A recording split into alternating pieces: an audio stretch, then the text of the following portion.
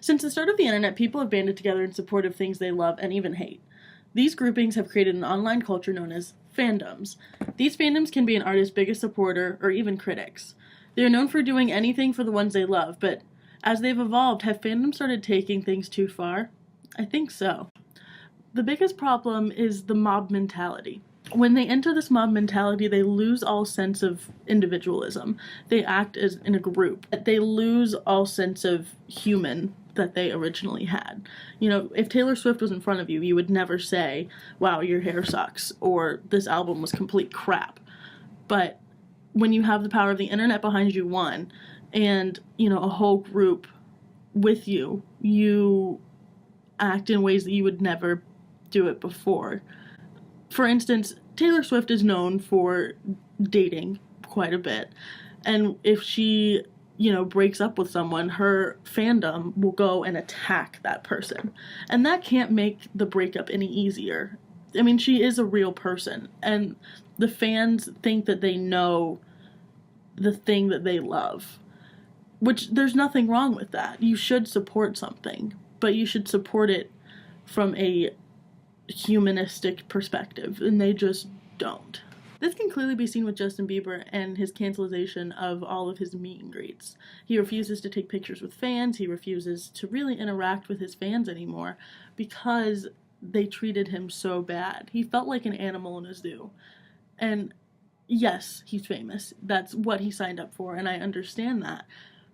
But that's not what he signed up for. He signed up to make music. He signed up to do the things that he loved. And what came along with it was these dying devotional fans who would do anything for him. And if he got into trouble, they would stand by him 100%. But they also treat him like a god. And he's just a human. These fans love him and support him and will do anything except treat him like a person. And another instance was the Larry ship. A ship is when the fandom has two objects or people or things or whatever that they think would go well together and put them in a relationship. So they thought that Louis Tomlinson and Harry Styles would have gone together perfectly, and that they created this Larry ship, and they, you know, forced it so much on the boys that it ruined their own personal true friendship and their own personal connection. It made it weird. It made it where they couldn't even stand next to each other on a red carpet without people speculating that they were dating. Through this ship, they were saying that he had a girlfriend and a son, and they were saying that they were just cover-ups for their relationship, which is absurd. And it ruined any true friendship that the two of them had. And in a more intense way, you can also think of the Tejano singer Selena Quintanilla, or more recently Christina Grimmie. In the case of Selena, the president of her fan club physically shot her and killed her. You know, what true fan would literally destroy the thing that they care so much about?